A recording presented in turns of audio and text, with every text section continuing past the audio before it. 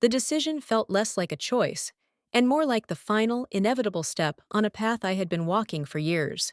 For the last 6 months, our lives had revolved around the rhythmic beeping of hospital machines and the sterile, lemon-scented air of the renal ward. Mark's mother, Carol, was dying. Her kidneys, ravaged by a genetic disease she'd ignored for too long, were failing completely. I watched my husband, the man whose laughter once filled our home, slowly shrink into a haunted, hollow-eyed version of himself. He spent his nights pacing the living room, his phone lighting up with calls from doctors who spoke in hushed, somber tones. I did everything I could to hold him together. I cooked meals he barely touched, managed the endless stream of medical bills, and sat beside him in waiting rooms, my hand a constant, steady presence on his back, while he stared at the floor, lost in a world of grief. Carol had never liked me. From the day Mark brought me home, I was an unwelcome addition to her perfect, tightly controlled world.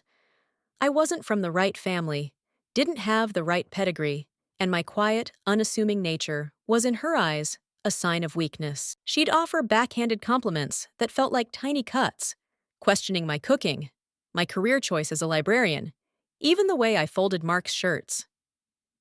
"It's just her way," Mark would always say, a tired apology in his eyes. "She just wants the best for me." I tried to believe him. I spent years trying to earn her approval, baking her favorite lemon tarts, remembering the names of her friends, and swallowing my pride every time she looked straight through me. Now, her survival depended on a stranger. The transplant list was a slow, merciless queue, and time was running out. That's when Mark came to me, his face pale, his hands trembling. "They tested me," he whispered, his voice cracking. "I'm not a match. No one in the family is." He sank onto the edge of our bed, his head in his hands, and for the first time since the diagnosis, he sobbed. My heart broke for him, for the man who loved his difficult mother with a fierce, unwavering loyalty I both admired and resented. I knew what I had to do. The next day, I went to the hospital and got tested. I didn't tell Mark. I didn't want to give him false hope. I just let them draw my blood, answered their questions, and went back to my life, a silent prayer echoing in my chest. A week later, the call came. "Anna," Dr. Evans said, her voice warm but professional, "you're a perfect match. It's almost miraculous." When I told Mark, a light I hadn't seen in months returned to his eyes. He wrapped me in his arms, lifting me off the ground as he spun me around the kitchen. "You're saving her!" he cried, burying his face in my neck. "You're saving us!" In that moment, I felt a wave of relief so powerful it nearly brought me to my knees. This was it. This was the key. After this, Carol would have to see me. She'd have to accept me. I wasn't just the woman who married her son. I was the woman who gave her back her life. The night before the surgery, Mark sat beside me on the couch, holding my hand. "I know she's been hard on you," he said softly, "but this will change everything, Anna. You'll finally be the daughter she never had." His words were the promise I had been waiting a decade to hear. I was so blinded by the hope of finally belonging, of finally being enough, that I didn't see the flicker of something else in his eyes. It wasn't gratitude, it was calculation. The morning of the surgery, the hospital felt like a different world. The usual scent of antiseptic and floor wax was sharp, almost aggressive, and the quiet hum of the building seemed to vibrate with a nervous energy that mirrored my own. I was in my room, dressed in a flimsy, pale blue gown that did little to ward off the chill in the air. Mark was there, fussing over my pillows, checking my IV line, his every action a performance of the concerned, loving husband. He was almost too perfect, his smiles too bright, his touch too light, as if he were handling something fragile he was afraid to break before its purpose was served. Carol was in the room next to mine. She refused to see me before the procedure. "It's bad luck," she'd told the nurse, a message that was delivered to me with a pitying glance.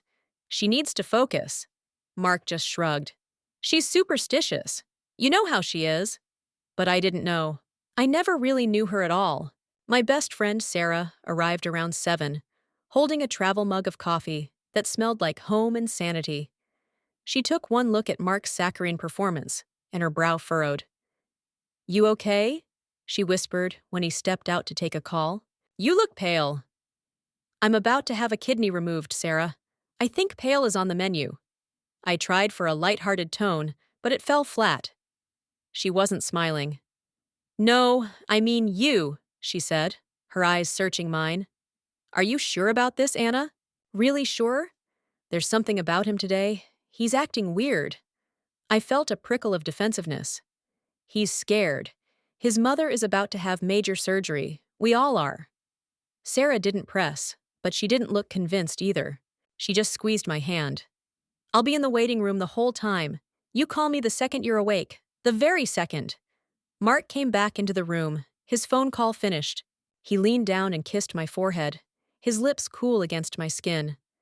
"It's almost over," he whispered, and the phrase hung in the air, a strange, double-edged sword.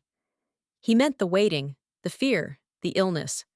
I know that's what he meant, but a tiny, cold knot formed in the pit of my stomach.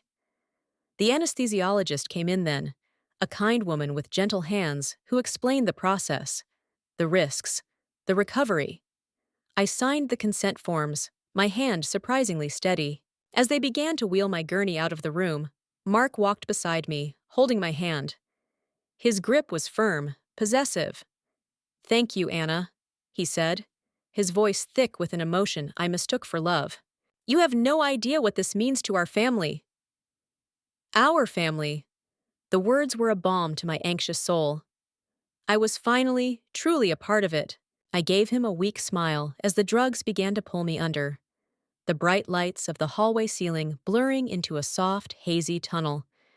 The last thing I remember was the image of his face, a mask of perfect, grateful concern. If I had looked closer, I might have seen the relief simmering just beneath the surface. Not the relief of a man whose mother was being saved, but the relief of a man whose long, complicated plan was finally reaching its conclusion. I was so focused on the dream of being accepted that I never considered I was just a means to an end, a temporary solution to a permanent problem. And as I drifted into the manufactured sleep of the operating room, I had no idea that I was waking up to a world where I was no longer needed. Waking up was a slow, painful process. It wasn't like in the movies, where you flutter your eyes open and the world comes gently back into focus. It was a brutal ascent from a deep, dreamless black, each level of consciousness bringing a fresh wave of pain. A dull, throbbing ache radiated from my side, a fire that flared with every shallow breath. My throat was raw from the intubation tube, and a thick, soupy fog filled my head. For a few long moments, I just lay there, disoriented, listening to the quiet, rhythmic beep of the monitor beside my bed. Then, a figure moved in the chair by the window, and the fog began to clear. It was Mark. He wasn't looking at me with the tearful relief I had imagined. He was just sitting there, scrolling through his phone, his expression as flat and unreadable as a stone. "Mark!" I rasped, my voice a dry, cracking whisper.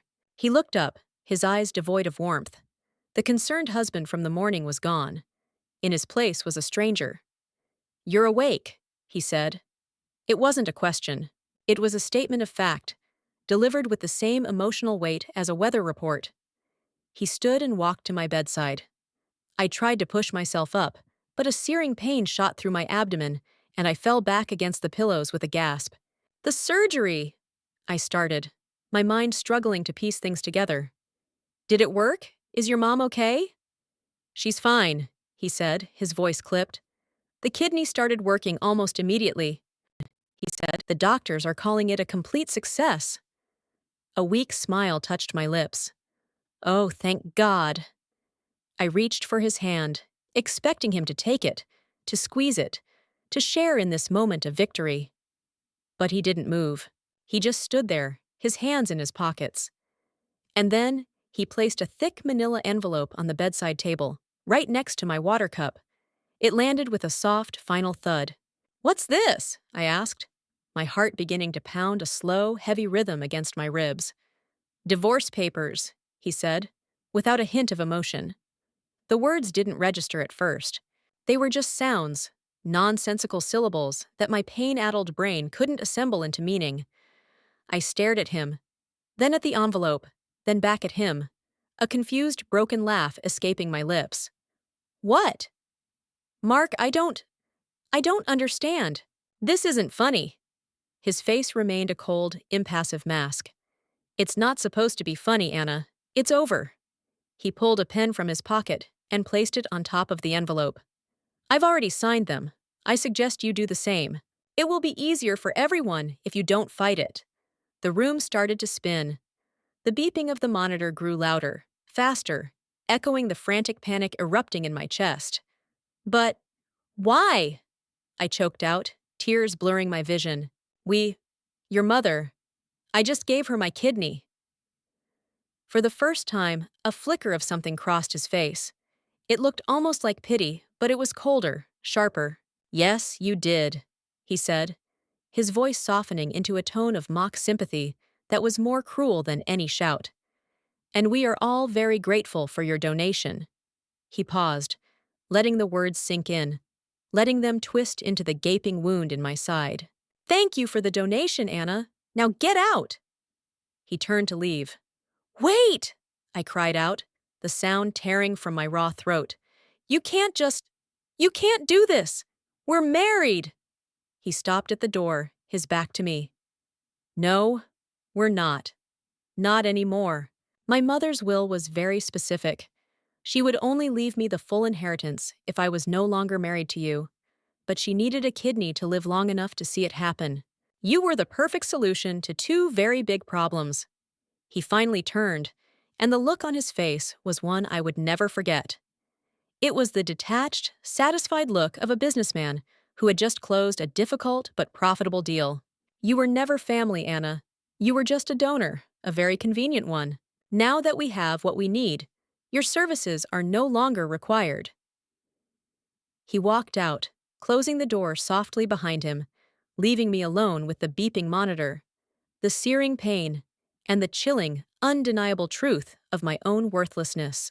The silence Mark left behind was heavier and more suffocating than any noise. For a long time, I didn't move. I couldn't. My body was an anchor of pain, and my mind was a swirling vortex of his words. You were never family. You were just a donor.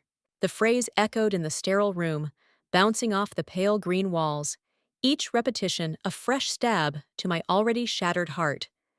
The beeping of the heart monitor was a frantic, panicked soundtrack to my breakdown. I stared at the manila envelope on my bedside table. It seemed to pulse with a malevolent energy, a symbol of a decade of my life being reduced to a transaction. Tears streamed down my face, hot and silent, soaking into the starchy hospital pillowcase. I felt a profound, bottomless emptiness, a void where my love, my hope, and my future used to be. I had willingly let a surgeon cut me open, had given a piece of my own body to save a woman who despised me, all for the promise of a love that was never real. I was a fool, a blind, pathetic fool.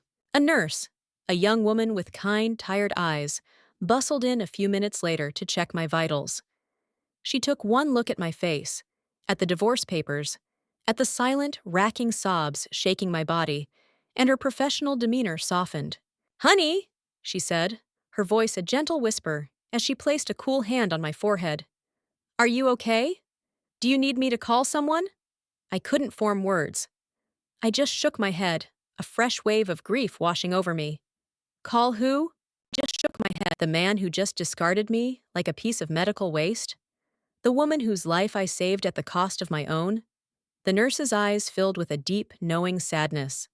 She'd seen this before, I realized. Maybe not this exact grotesque scenario, but she'd seen the aftermath of human cruelty in all its forms.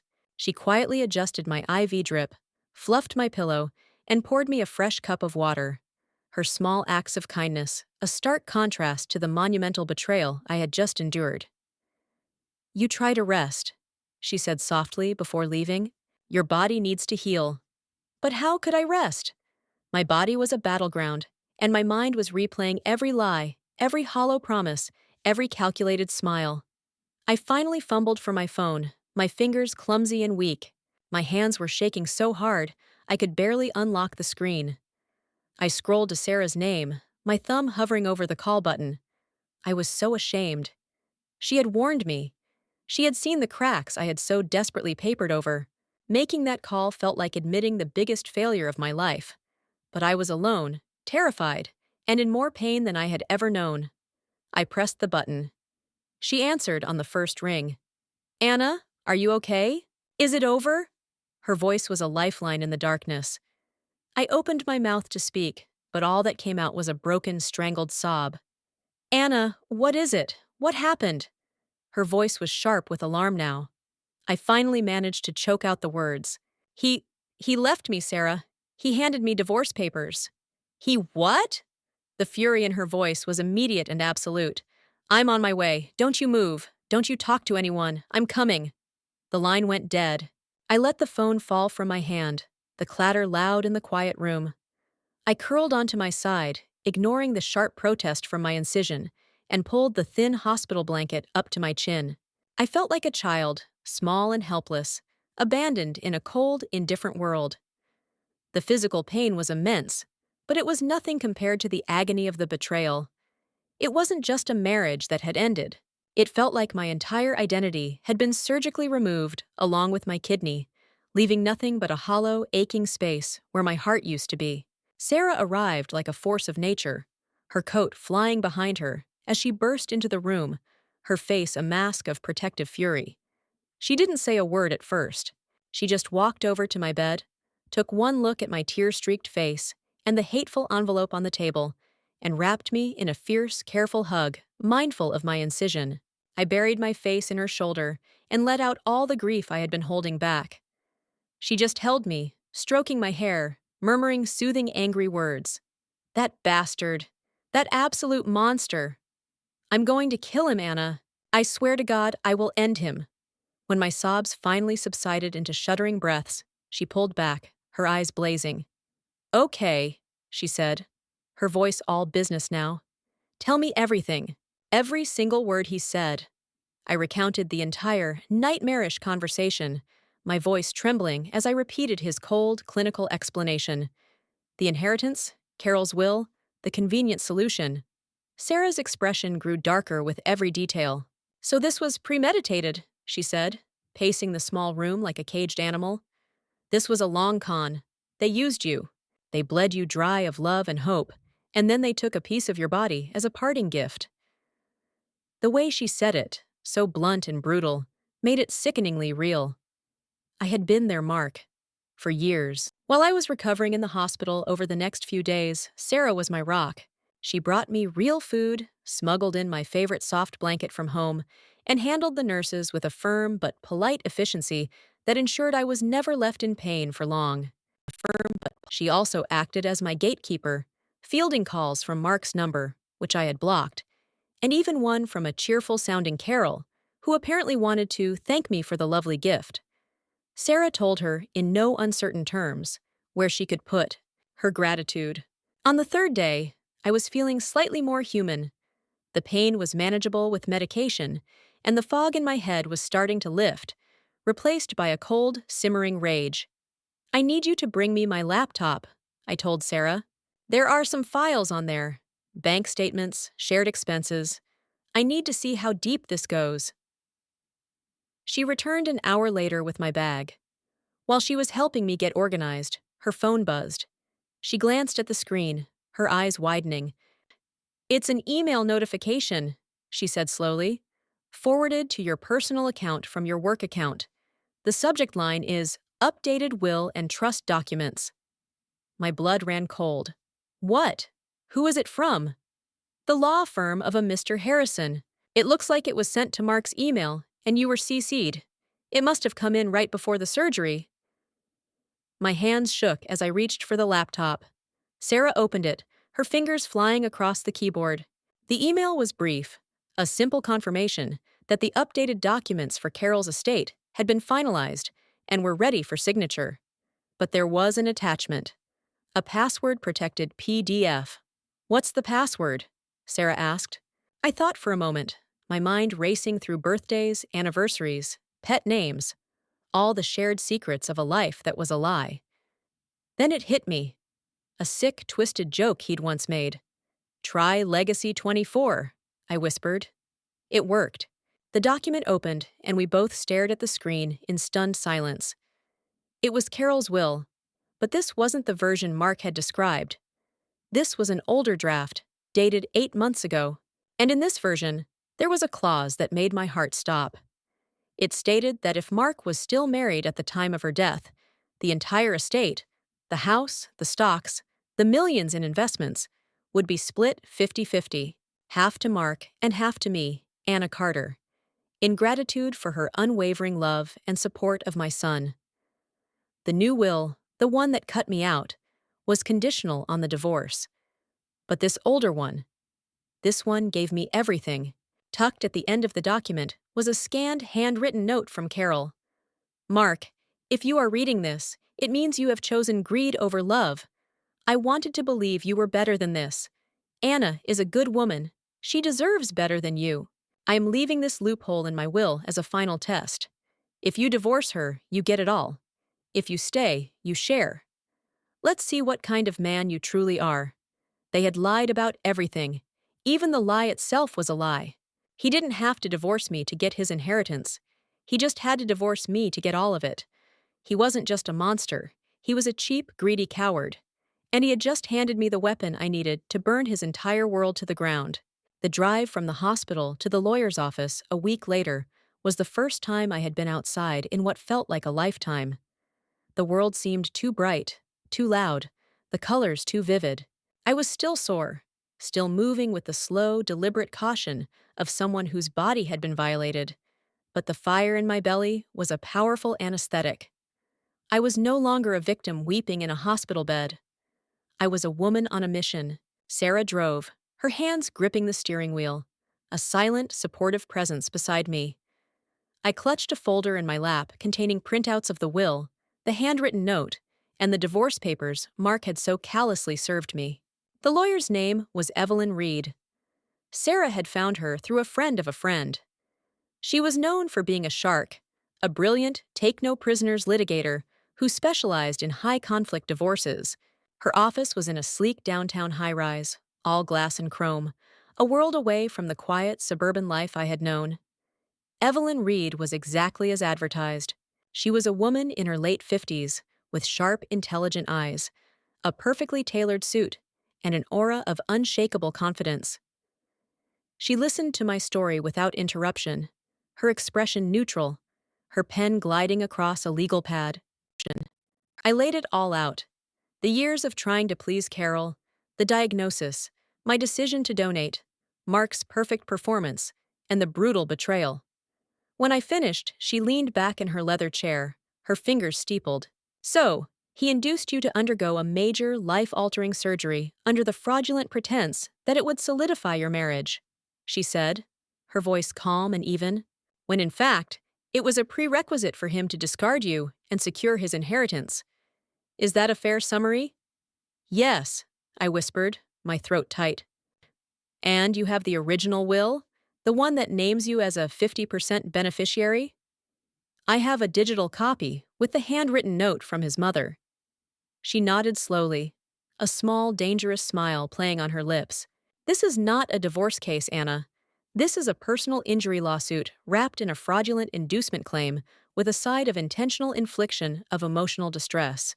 This is a whole different league." I felt a surge of validation so strong it made me dizzy.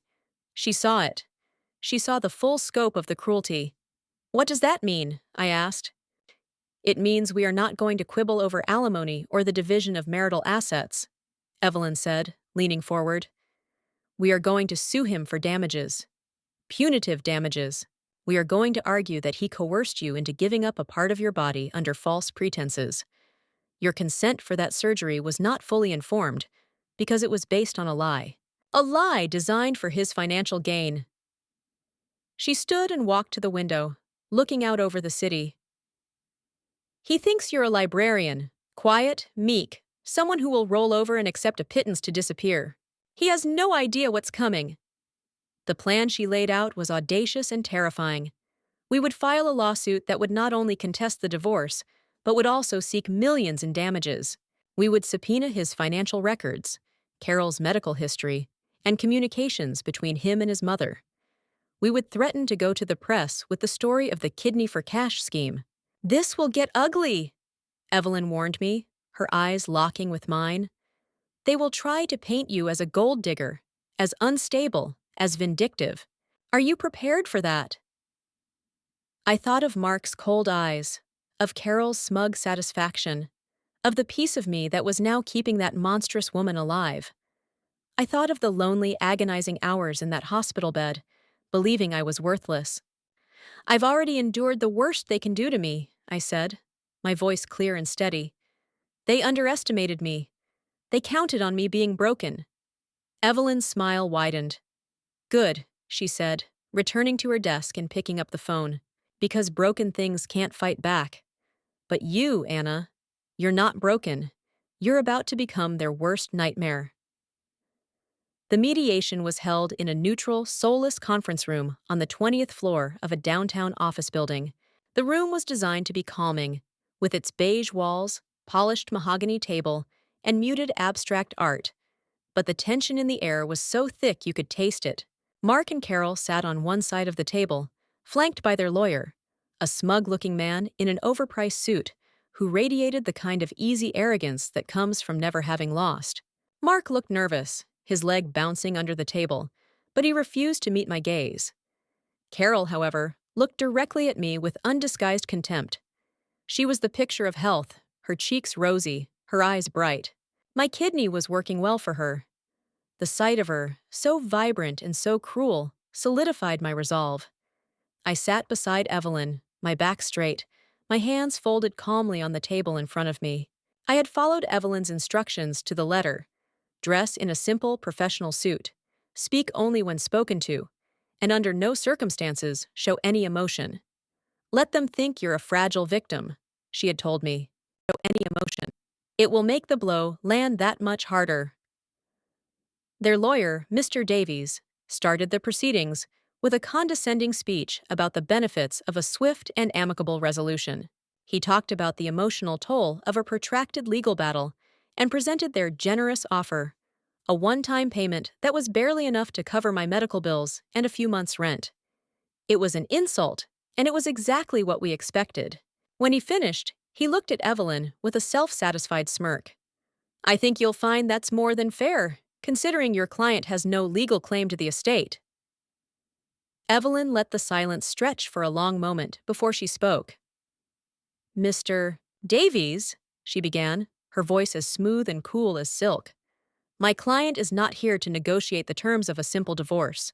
We are here to discuss the terms of a settlement for a civil suit alleging fraudulent inducement, battery, and intentional infliction of emotional distress." Mark went pale. Carol's smirk faltered. Mr. Davies laughed, a short, sharp bark. "That's absurd. You have no grounds."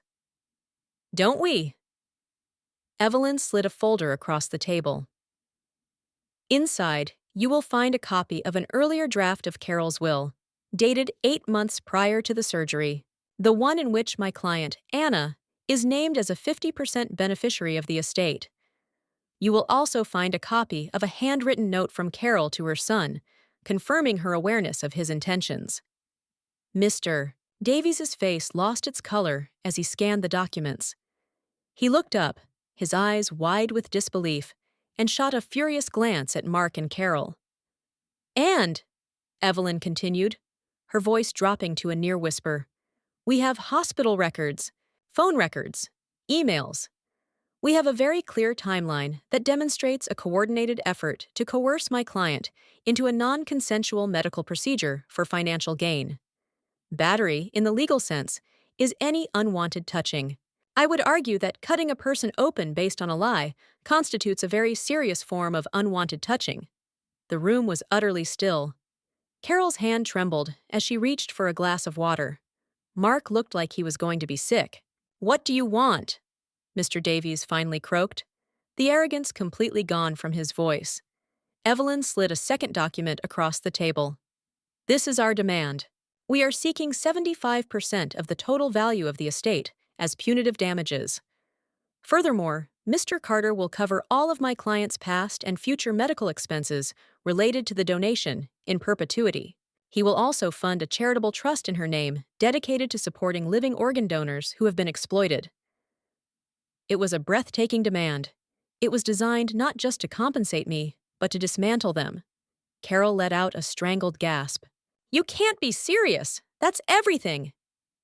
Oh, I am very serious, Evelyn said, her eyes glittering. Because if you refuse, we are not going to court. We are going to the press. I've already spoken with a reporter at the New York Times who finds the story of a wealthy family that tricked a woman into giving up her kidney before callously discarding her to be quite compelling. Imagine the headlines, Carol. Imagine the legacy. That was the final blow. The threat of public shame was more terrifying to them than any legal judgment. Carol looked at Mark, her face a storm of fury and panic. For the first time, I saw a crack in their united front. He had failed. Their perfect plan had backfired spectacularly. I didn't say a word. I just sat there, a quiet librarian in a simple suit, and watched their empire of cruelty crumble. They settled. Of course they settled. The thought of their pristine family name being dragged through the mud, of their friends at the country club whispering about their ghoulish, kidney for inheritance plot, was a price they were unwilling to pay. The negotiations were swift and brutal. Their lawyer tried to haggle, but Evelyn was relentless. In the end, they agreed to almost all of our terms. I walked away from that marriage, not with a meager settlement, but with a fortune that would ensure I never had to depend on anyone ever again. I never saw Mark or Carol in person again. Anyone ever again. The papers were signed through our lawyers. A final, sterile transaction that ended a decade of my life. The first thing I did with the money was write a very large check to Sarah. She tried to refuse it, but I insisted. This isn't a payment, I told her. It's an investment. In us. In a future where we take that trip to Italy we always talked about. She finally accepted, her eyes shining with tears. The second thing I did was establish the Anna Foundation, the charitable trust Evelyn had conceived. It provides financial, legal, and emotional support to living organ donors, with a special focus on those who face coercion or abandonment. My story, once a source of shame and pain, became a catalyst for change. I found a purpose beyond my own survival. I moved out of the city, away from the ghosts of my past life. I bought a small house on the coast, a quiet place with large windows that looked out over the ocean. I filled it with books, with light, with the scent of salty air and fresh flowers. I went back to being a librarian, but this time it was on my own terms, at a small community library where the children knew me by name and brought me hand-drawn pictures of dragons and stars. My life became small and quiet and profoundly my own. The physical scar on my side faded from a raw, angry red to a pale, silvery line. It's a permanent reminder, not of what I lost, but of what I survived. It's a map of my own resilience. Some nights, when the ocean is roaring and the wind is rattling the windows, I think of them. I don't feel anger anymore, or even sadness. I just feel a quiet, distant pity. They live in a world built on greed and transaction, a world where love is a currency and people are assets. They got what they wanted. Carol has her health, and Mark has what's left of his inheritance. But they are trapped in their gilded cage, forever tied to the ugly truth of who they are. I, on the other hand, am free. One afternoon, about a year after the settlement, I was shelving books when a young woman approached me. Her eyes red-rimmed, her hands twisting nervously. She told me she had donated a portion of her liver to her brother, who then cut off all contact the moment he was discharged. Her family told her she was being too sensitive. She had found my foundation online. I sat with her for over an hour, listening to her story, sharing parts of my own. As she left, a flicker of hope in her eyes, I realized the true nature of my victory. It wasn't about the money. It wasn't even about the revenge. It was about turning my deepest wound into a source of strength for someone else. Mark and Carol took a piece of me, but in doing so, they gave me back my whole self. They thought they were erasing me, but they only made me indestructible. And in the quiet hum of my library, surrounded by stories of survival and magic. I finally wrote my own.